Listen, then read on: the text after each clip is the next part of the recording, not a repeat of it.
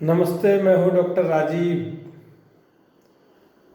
दुनिया की अर्थव्यवस्था पर चर्चा में आज मैं एक बहुत ही महत्वपूर्ण विषय पर आपसे बात करूँगा।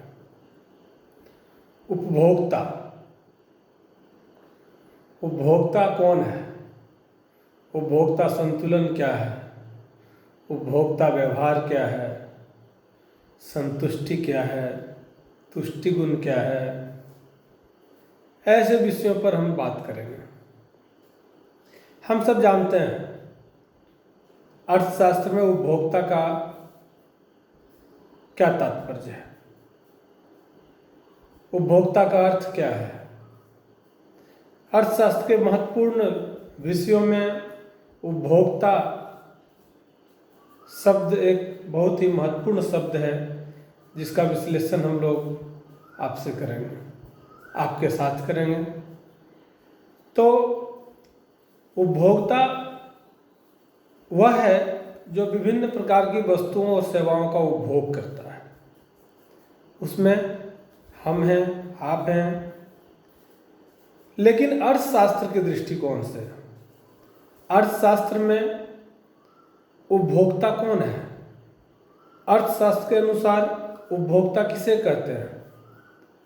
कहते हैं कि उपभोक्ता शब्द एक व्यापक शब्द है, जिसके अंतर्गत संस्थाओं, व्यक्तियों के समूहों अर्थात परिवारों आदि को सम्मिलित किया जाता है, जो अपनी आवश्यकताओं की संतुष्टि के लिए प्रत्यक्ष रूप से विभिन्न प्रकार की वस्तुओं और सेवाओं का उपयोग करते हैं, और जिसके माध्यम से उपभोक्ता का उद्देश्य क्या होता है कि हमारी और आपकी जो आय है, या एक उपभोक्ता की जो आय होती है, वह यह चाहता है कि हम अपनी आय को विभिन्न प्रकार के वस्तुओं और सेवाओं पर इस प्रकार व्यय करें जिससे अपनी संतुष्टि को अधिकतम किया जा सके, या अधिकतम संतुष्टि के उद्देश्य से ही एक उपभोक्ता अपनी आय को विभिन्न प्रकार की वस्तुओं और सेवाओं पर व्यय करता है। उसका उद्देश्य होता है मैक्सिमम सेटिस्फैक्शन, अधिकतम संतुष्टि की प्राप्ति के लिए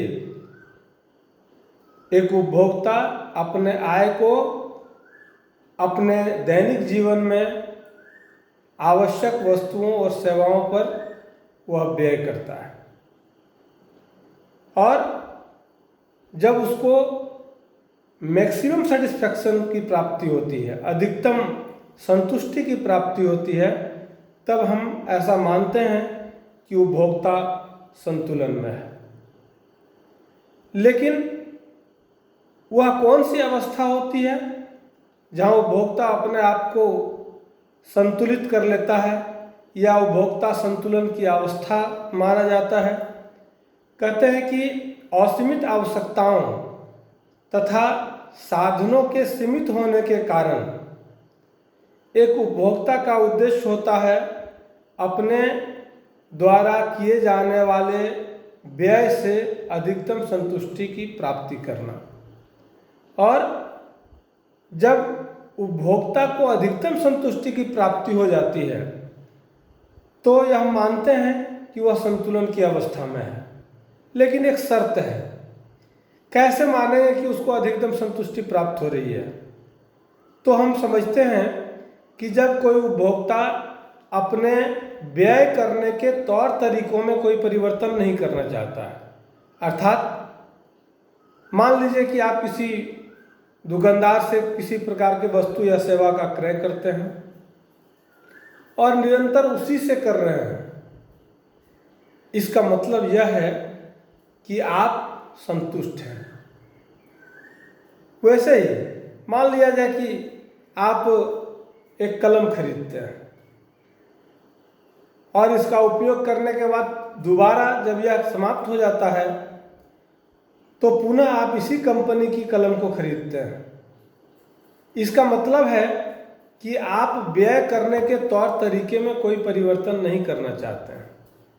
और जब एक उपभोक्ता अपने व्यय करने के तौर तरीके में कोई परिवर्तन नहीं करना चाहता है, इसका मतलब साफ है कि उपभोक्ता उस वस्तु के उपयोग से या उपभोग से संतुष्ट है।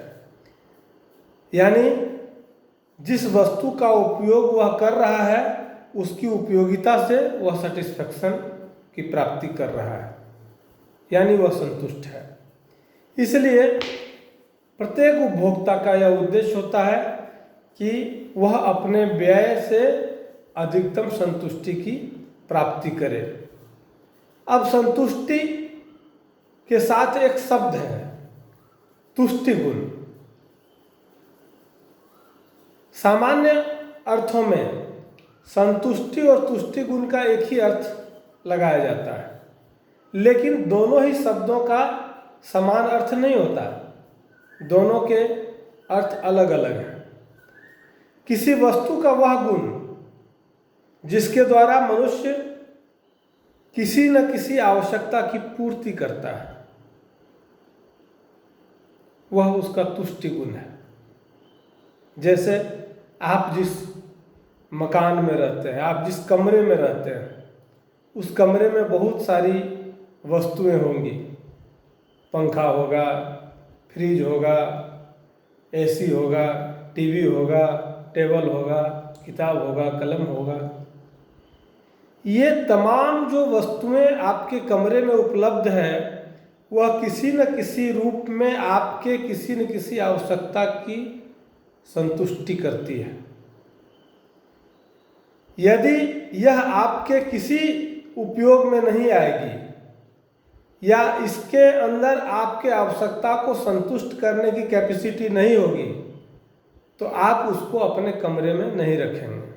यदि आपने उसे अपने कमरे में सजा करके व्यवस्थित करके रखा है, इसका मतलब यह है कि वो तमाम वस्तुएं जिसे आपने अपने कमरे में बनाए हुए हैं या व्यवस्थित बना करके रखे हुए हैं, वो तमाम वस्तुएं और सेवाएं एक उपभोक्ता के किसी न किसी आवश्यकता की संतुष्टि करता है।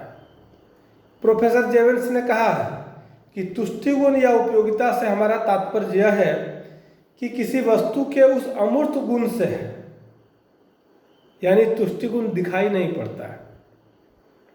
जैसे हम विभिन्न प्रकार के वस्तुओं और सेवाओं का उपभोग करते हैं, लेकिन वस्तु के अंदर जो गुण है जिसकी चर्चा हम कर रहे हैं कि यह तुष्टि गुण है, वह अमूर्त होता है, उसका कोई मूर्त रूप नहीं होता, उसका कोई भौतिक रूप नहीं होता है जिसको आप देख सकते हैं।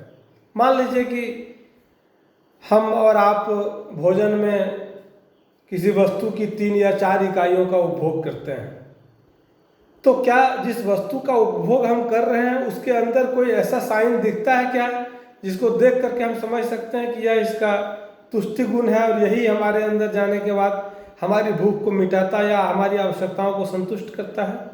ऐसा नहीं है। उसके अंदर जो तुष्टि गुण है वह अमूर्त होता है, उसका कोई भौतिक रूप नहीं होता, कोई स्वरूप नहीं होता जो दिखता हो। इसलिए जेवेंस ने कहा कि वह अमूर्त है, उसका कोई रूप नहीं होता है। लेकिन वह अमूर्त रूप भी, वह तुष्टि गुण जो अमूर्त है, वह हमारे किसी न किसी आवश्यकता की पूर्ति करता है।